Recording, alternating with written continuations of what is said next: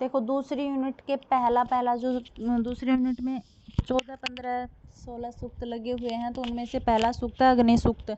अग्नि सूक्त, इंद्र सूक्त या वरुण सूक्त या पर्जन्य सूक्त, ये ऐसे सूक्त हैं जिनमें से ना सायण का भाष्य पूछ लिया जाता है। वैसे अभी तक तो आज तक के पेपर में जैसे हुआ, तो आज तक तो अग्नि सूक्त या इंद्र सूक्त से ही सायण का भाष्य पूछा गया है कि सायण के अनुसार इसका विशेषण क्या होगा, या सायण के अनुसार इस शब्दार्थ का अर्थ क्या होगा, इस प्रकार से पूछा जाता है। तो पढ़ने तो हमें सारे ही हैं, लेकिन अगर इम्पोर्टेंट देखे जाएं तो अग्नि, इंद्र, वरुण, पर्जन्य, 4 दार्शनिक सूक्त ये ज़्यादा इम्पोर्टेंट रहते हैं हमारे लिए। ठीक है, तो चलो सबसे पहले हम अग्नि सूक्त का पढ़ते हैं। तो अग्नि सूक्त में कुल मंत्र 9 हैं। मंडल पहले मंडल का पहला ही सूक्त है, ऋग्वेद से लिया गया है। ऋषि इसके मधुछंदा हैं या वैश्वामित्र, अर्थात विश्वामित्र के पुत्र थे इसलिए इनको वैश्वामित्र या आपको मधुछंदा मिलेगा। देवता अग्नि ही है। छंद इसमें गायत्री छंद है 9 के 9 मंत्रों में, और स्वर षडज स्वर है।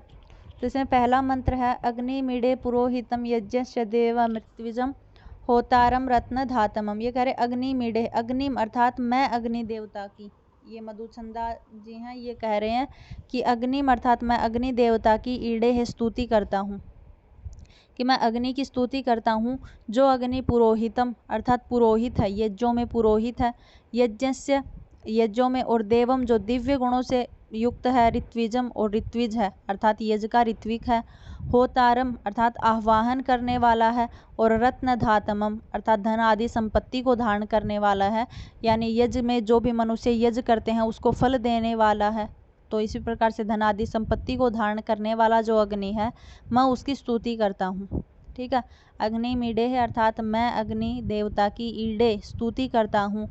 जो अग्नि देवता पुरोहितम यज्ञस्य यज्ञों में पुरोहित है, देवम जो दिव्य गुणों से युक्त है, ऋत्विजम अर्थात जो ऋत्विक है, होतारम अर्थात होता है, और रत्न धातमम अर्थात रत्नों को धारण करने वाला है। कैसे रत्नों को? यज्ञादि कर्म रूपी जो फल देने होते हैं उन रत्नों को धारण करने वाला है। तो ऐसे अग्नि देवता की मैं स्तुति करता हूँ। अभी मैंने आपको बता दिया, इसके सारे विशेषण हिंदी बता दिया। आपको नए याद हो तो नीचे लिख रखी है पुरोहितम अर्थात पुरोहित क्या होता है, यज्ञ से देवम से क्या लिया गया, ऋत्विज से क्या लिया गया है, आप ये देख लेना। आगे है दूसरा मंत्र है अग्नि पूर्वे भी ऋषि भी इड्यो नूत नई रुत स देवा एह वक्षति। ये कह रहे अग्नि है अर्थात वह जो अग्नि देवता है वो पूर्वे भी अर्थात प्राचीन जो ऋषि हुए हैं उनके द्वारा, इड्यो हो मतलब स्तुति किया गया है, पूर्वे भी ऋषि भी अर्थात जो प्राचीन के ऋषि भृगु, अंगिरा आदि जो ऋषि हैं उनके द्वारा भी इड्यो अर्थात स्तुति किया गया है। आगे कहा नूत नई रुत है, उत और नूत नई है अर्थात नूतन जो हम जैसे ऋषि, मधुछंदा खुद के लिए बोल रहा है कि हम जैसे जो ऋषि हैं उनके द्वारा भी ये स्तुतित किया जाता है।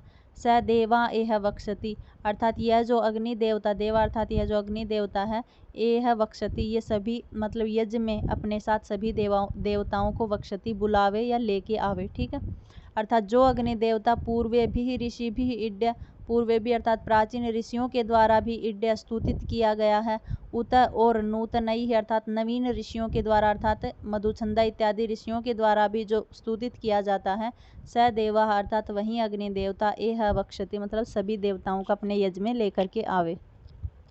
देख लेना ये नीचे। आगे है अग्निना रईम अश्नवत पोषमेव दिवे दिवे यशसम वीरवत्तमम।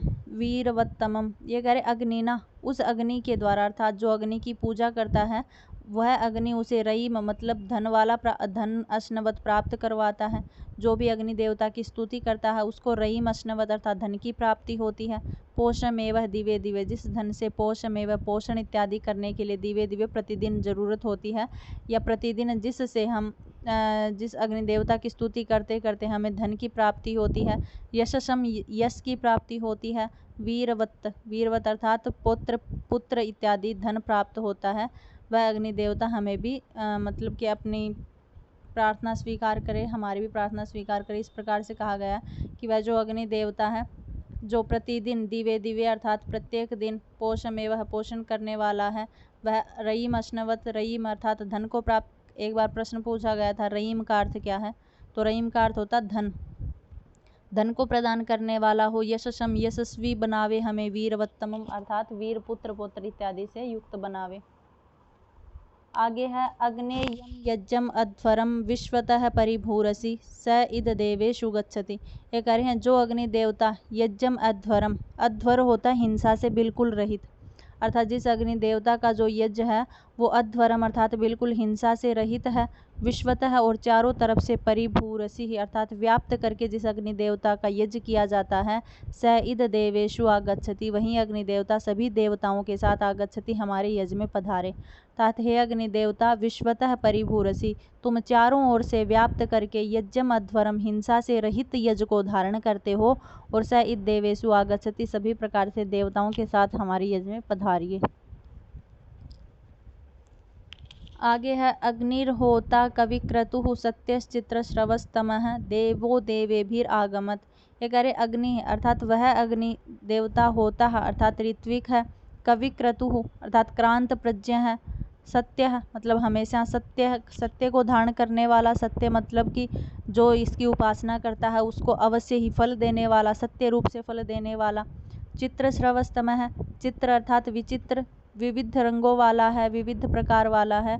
देवो देवेभिर आगमत, देवो अर्थात वह अग्नि देवता देवे भी अनेक सारे देवताओं के साथ आगमत पधारे या आगमन करे। अर्थात जो अग्नि देवता होता अर्थात आह्वान करने वाला है, कविक्रतुः जो क्रांत प्रज्ञ है, सत्य है अर्थात जो सत्यशील है अर्थात फलों को अवश्यमेव देने वाला है, चित्रश्रवस्तम है और विशेष या विविध यशों वाला अग्नि देवता देवे भी आगमत सभी देवताओं के साथ आगमत पधारे अर्थात आगमन करे। एक बार यही पूछा गया था पिछली बार कि कविक्रतुः किसका विशेषण है, तो आपको याद रखना कविक्रतुः ये जो भी नाम आएंगे इसी के अग्नि के ही होंगे। आगे कह रहे हैं यदंगम दाशुषे त्वम अग्ने भद्रम करिष्यसि त्व एतत् सत्यम अंगिरः। या मधुसंध्या कह रहे कि हे अंगम अर्थात हे अंगिरा से उत्पन्न अग्नि देवता, दाशु से देते हो, त्वम अग्नि है तुम अग्नि देवता, भद्रम करिष्यसि या भद्र अर्थात कल्याण भी करते हो, देते हो अर्थात जो हवि तुम्हें प्रदान करता है उसको तुम निश्चय से ही फल देते हो, और त्वम अर्थात तुम अग्नि हे अग्नि देवता उसका हमेशा भद्रम अर्थात उस यजमान का हमेशा भद्र ही करिष्यसि करोगे। अर्थात जो तुम्हें हवि प्रदान करता है, दासु से मतलब हवि इत्यादि का दान करता है या तुम्हें हवि प्रदान करता है, उसी यजमान को तुम भद्रम करिष्यसि हमेशा उसका तुम कल्याण ही करोगे। त्व एतत् सत्य तुम्हारा यही सत्य है अर्थात जो यजमान तुम्हें जो भी हवि प्रदान करेगा, जिस भी प्रकार से तुम्हारी पूजा करेगा उसको तुम सत्य रूप से उसको हमेशा फल प्रदान ही करोगे, या भद्रम करिष्यसि उसका तुम हमेशा भला ही करोगे या कल्याण ही करोगे। अंगिरा है हे अंगिरा के पुत्र, यही एतत् सत्य यही सत्य है। अतः हे अग्नि देवता जो तुम्हें दासु से मतलब हवि प्रदान करने वाला है उसका तुम हमेशा ही भद्रम करिष्यसि हमेशा ही कल्याण करोगे। एतत् सत्यम अर्थात यही सत्य है। अंगिरा है हे अग्नि देवता। आगे 7वां मंत्र है, कह रहे उपत्वाग्ने दिवे दिवे दोषावस्तः धिया वयम नमो भरंत एमसि। ये कह रहे उप समीप आकर के, त्व तुम्हारे, अग्नि हे अग्नि देवता, दिवे दिवे प्रतिदिन, दोषावस्था है, दोषावस्था अर्थात दिन और वस्ता है मतलब रात, दिन और रात, धिया हमारी शुद्ध बुद्धियों से, वयम हम सब, नमो हो नमस्कार करते हैं, भरंत एमसि हम तुम्हें प्राप्त करते हैं। अर्थात हे अग्नि देवता हम प्रतिदिन तुम्हारे उप मतलब समीप आकर के, दिवे दिवे प्रतिदिन तुम्हारे समीप आकर के, दोषावस्था धिया दिन और रात तुम्हारी, धिया मतलब शुद्ध बुद्धियों से तुम्हें, नमो भरंत है तुम्हें नमस्कार करते हैं या तुम्हारा संपादन करते हैं, एमसि तुम आगमन करो। ठीक है, तात हे अग्नि देवता हम प्रतिदिन तुम्हारे समीप आकर के, दोषावस्था है दिन और रात शुद्ध बुद्धियों से, धिया अर्थात शुद्ध बुद्धियों से हम तुम्हारे पास आकर के, नमो भरंत हम तुम्हें नमस्कार करते हैं, या एमसि हम तुम्हारे पास आते हैं तो तुम हमारा कल्याण करो। अब की बार यही प्रश्न आया हुआ था यहाँ से, दोषावस्था का अर्थ क्या है, तो दोषावस्था का अर्थ याद रखना, रात्रि और अन्न अर्थात दिन और रात। आगे है राजंतम अध्वराणाम गोपामृतस्य दीदीवम वर्धमानम स्वेद में। ये कह रहे राजंतम अर्थात जो राजा है, जो शासन करने वाला है, जो अग्नि देवता।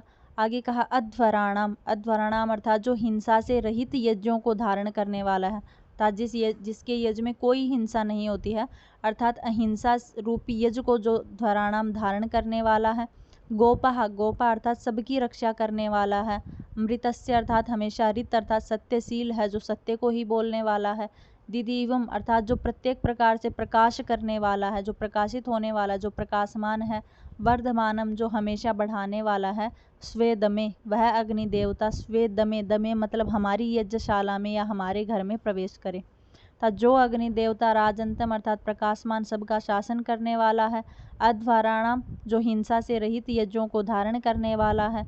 गोपाह जो सबका रक्षक है। ऋतस्य जो हमेशा सत्यशील है। दिदिवम जो प्रकाशमान है। वर्धमानम जो बढ़ा हुआ अग्नि देवता है, वो स्वेद में हमारी यज्ञशाला में प्रवेश करे। आगे नवा मंत्र है। करे सनः पीतेव सूनवे अग्ने सुपायनो भव सचस्वानः स्वस्तये।